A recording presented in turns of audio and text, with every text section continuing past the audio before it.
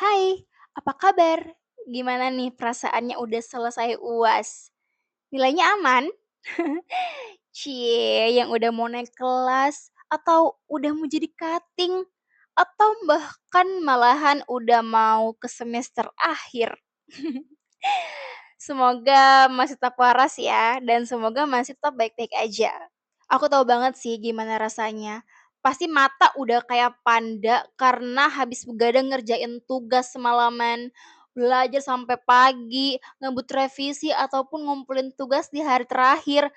Dan sekarang mungkin lagi di fase yang kayak udah lega sebenarnya, tapi capeknya tuh masih kerasa banget. Belum lagi kalau misalnya udah nyangkut soal nilai. Oke lah kalau nilai kita bagus gitu kan, memuaskan gitu. Ya kalau enggak, udah capeknya belum hilang, ditambah lagi down karena rasa kecewa dan sedih karena nilainya nggak sesuai dengan ekspektasi dan membuat mental kita malah jadi nggak sehat. Nah, itulah mengapa di video kali ini kita bakal ngebahas soal kesehatan mental dalam dunia akademik. Karena kita tuh emang sering banget sibuk buat ngejar nilai, buat ngejar IPK yang bagus, dan buat mendapatkan segala pencapaian, tapi kita lupa banget untuk ngecek ke diri kita sendiri. Apa sebenarnya aku enjoy ngejalanin ini semua? Apa kondisi aku baik-baik aja selama di dunia perkuliahan misalnya tuh sekolah? Dan apakah emang aku dalam kondisi yang sehat dengan semua yang aku usahain sekarang? Karena perlu diingat ya guys, kalau sukses itu bukan tentang nilai aja, tapi juga soal bagaimana cara kita untuk tetap sehat dan waras secara fisik maupun mental di tengah semua tekanan dalam dunia pendidikan. Hai guys, it's me Nur and welcome back to my YouTube channel. Ngomong-ngomong soal dunia pendidikan dengan segala rutinitas akademiknya, emang nggak bisa dipungkiri kalau nilai itu emang penting. Gak bisa kita pungkiri kalau mendapatkan nilai ataupun IPK yang tinggi bisa membantu kita dalam segala aktivitas ataupun hal yang ingin kita capai nantinya. Kayak misalnya mendapatkan beasiswa, mendapatkan peluang kerja ataupun minat karir sesuai dengan apa yang kita mau. Tapi ya tetap aja, nilai itu bukan segalanya. Seringkali kita terlalu fokus buat ngejar angka sampai lupa nanya ke diri kita sendiri. Aku selama ini ngerti beneran gak sih sama materi yang aku pelajarin? Aku belajar emang karena aku pengen tahu atau karena aku cuma pengen ngejar nilainya aja? Atau aku bahagia nggak sih ngejalanin ini semua? Karena kalau cuma ngejar nilai A atau 100 doang guys, tapi tidur kita cuma 3 jam, makan nggak teratur, nangis tiap malam karena overthinking soal hasilnya. Ya, itu jelas bukan proses akademik yang sehat. Ini hanya membuat kita terjebak dengan mode bertahan hidup, di mana kita nggak lagi belajar buat berkembang, tapi hanya untuk bertahan. Di sini guys, kita perlu sadar bahwa kesuksesan akademik itu bukan hanya soal nilai akhir, tapi juga soal proses perjalanan yang kita jalanin selama ini. Dan salah satu hal yang harus dijaga di sepanjang perjalanan itu adalah kesehatan mental. Waktu kondisi mental kita udah mulai nggak stabil, semua aspek di kehidupan kita yang menyangkut soal akademik juga akan terdampak. Fokus di kelas jadi hilang, motivasi belajar jadi kurang, bahkan tugas-tugas yang biasanya kita kerjakan dalam waktu sejam atau cepet ngerjainnya malah terbilang cukup lama dan kita ngerasa berat banget buat ngerjain.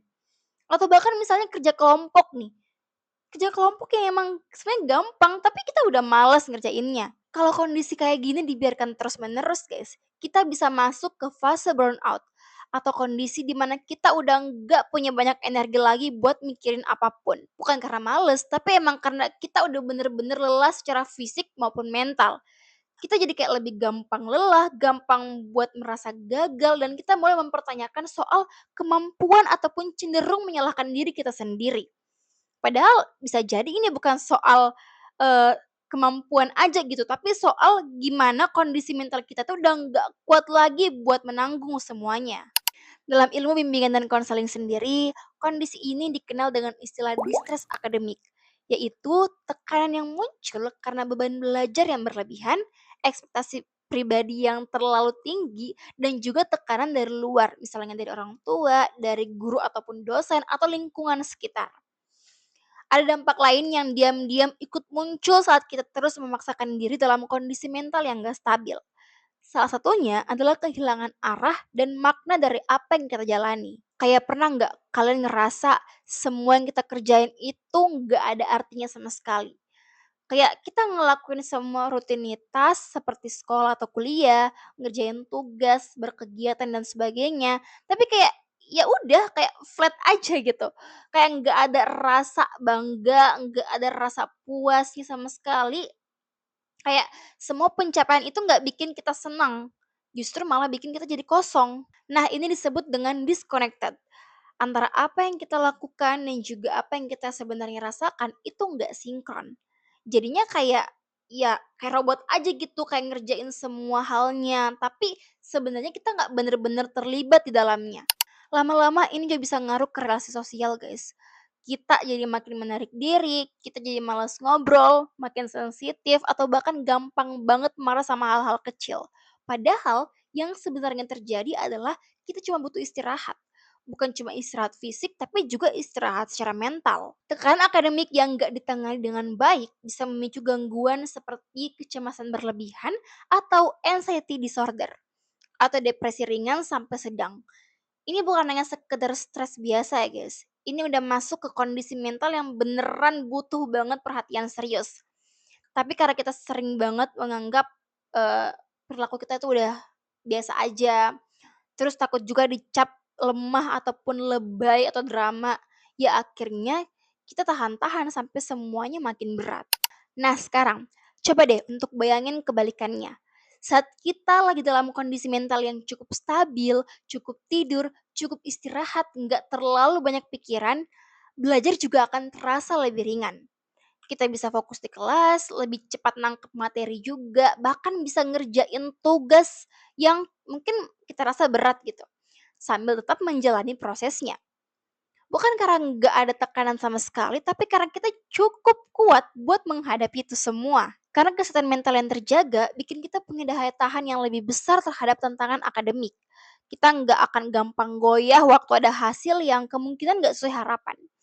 Kita bisa lebih tenang dan juga siap untuk menghadapi semua halnya.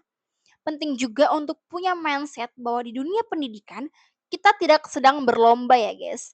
Ini bukan tentang siapa yang paling cepat atau siapa yang paling bagus nilainya, tapi tentang siapa yang paling bisa bertumbuh dan bertahan dalam prosesnya. Hal ini dikenal sebagai growth mindset, yaitu pola pikir yang bikin kita ngelihat kegagalan bukan sebagai akhir, tapi sebagai bagian dari proses perjalanan.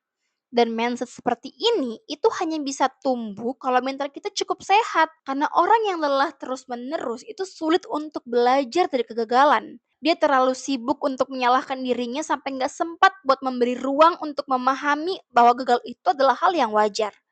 Jadi sebenarnya kalau kita pengen belajar dengan baik, kita nggak hanya mempersiapkan alat tulis ataupun buku doang ya guys, tapi juga mempersiapkan fisik dan mental kita, mempersiapkan hati yang tenang, pikiran yang stabil, dan tubuh yang gak terus-terusan dipaksa tanpa istirahat. Karena belajar yang paling berkualitas adalah yang dilakukan dalam keadaan sadar, bukan yang dijalani sambil bertahan dari rasa lelah yang gak selesai-selesai. Nah, terus caranya buat ngejaga kesehatan mental dari kesibukan akademik itu. Yang pertama, kenali dan hargai batas dirimu sendiri. Kita nih hidup di zaman yang serba cepat guys. Dan kadang tanpa sadar kita ikut-ikutan ngebut dalam segala hal. Rasanya kalau nggak sibuk, nggak produktif atau nggak kayak berprestasi atau gabut aja gitu. Tapi guys, perlu diingat bahwa kalau sibuk itu bukan tolak ukur bahagia juga sih. Dan lelah juga bukan tanda bahwa kita sedang produktif. Kita nggak selalu harus jadi si paling aktif di bangku perkuliahan sampai harus mengorbankan kesehatan diri. Kita juga nggak harus maksa ikut dalam kegiatan yang banyak cuma biar bisa dianggap bernilai. Kadang yang kita butuhin tuh cuma berhenti sebentar dan jujur ke diri sendiri. Oke, aku sedang capek dan aku butuh jeda untuk istirahat. Karena dalam ilmu BK sendiri, ini sejalan dengan konsep self-awareness atau mengenali sinyal fisik, mental, dan emosional saat tubuh dan pikiran udah mulai kelelahan. Dan penting juga buat kita sadar bahwa setiap orang itu punya pace yang berbeda-beda. Kamu nggak harus ngebut kayak orang lain, pelan juga nggak apa-apa kok, asal tetap jalan. Kita nggak sedang balapan, kita nggak sedang berlomba dengan siapapun. Kita semua ini dalam proses belajar dan sedang berproses. Dan itu nggak apa-apa. Justru perlu banget untuk ada istirahat, jeda ataupun berhenti sejenak di dalam proses itu. Yang kedua, belajar mengatur waktu dengan lebih realistis. Ini bukan cuma soal buat to-do list ataupun nyusul jadwal harian aja guys, tapi lebih dari itu. Ini tentang bagaimana kita bisa membuat jadwal yang realistis dan juga disesuaikan dengan tingkat kesiapan diri kita juga. Jangan memaksakan diri untuk menyelesaikan semuanya sekaligus sedangkan fisik dan mental kita sedang lelah atau sedang nggak baik-baik aja. Kita bisa mulai dengan hal sederhana seperti pilih ataupun pilah aktivitas yang memang harus kita selesaikan terlebih dahulu di hari itu. Siapkan juga waktu kosong untuk istirahat di antara beberapa tugas yang berat misalnya.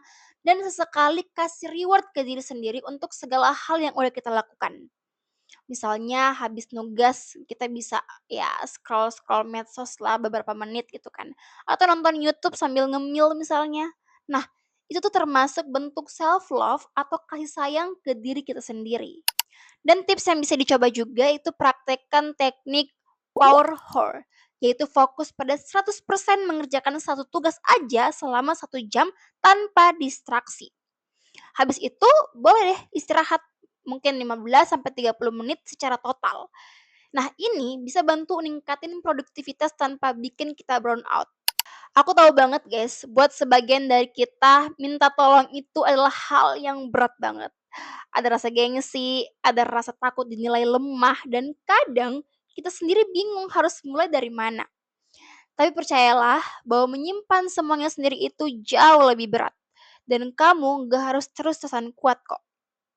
Kalau kamu emang punya teman yang kamu percaya atau keluarga atau bahkan siapapun itu yang kamu percaya untuk cerita, nggak apa-apa kok untuk mulai cerita dan ngobrol dengan mereka. Atau mungkin kalau kamu memang lebih nyaman sendiri, kamu bisa menuangkan semua cerita-ceritamu itu ke dalam sebuah buku dalam bentuk journaling. Dan juga kalau misalnya kamu memang udah butuh banget nih, kamu bisa ke layanan konseling atau ke psikiater mungkin atau ke psikolog. Coba untuk datangi ahli-ahli profesional yang bisa bantu kamu untuk mengatasi semua permasalahan kamu, apa yang kamu rasain ketika mental ataupun fisik kamu lagi drop. Ini bukan soal lemah atau nggak mandirinya ya guys, tapi soal kita cukup sadar bahwa kita tuh manusia biasa gitu. Kita manusia yang emang nggak diciptakan buat ngadapin semuanya sendirian. Jadi, coba deh untuk cari minimal satu orang aja yang akan selalu ada dan paham kamu sepenuhnya. Yang bisa jadi support system kamu, apapun dan bagaimanapun keadaanmu. Oke, sekian video untuk kali ini. Jangan lupa untuk subscribe, like, dan komen. Kalau teman-teman punya hal yang ingin dibahas di video selanjutnya atau ingin diceritain, boleh banget juga untuk tulis di kolom komentar atau DM aku di Instagram di @nurwimes. Oke? Sampai jumpa di video selanjutnya. Bye!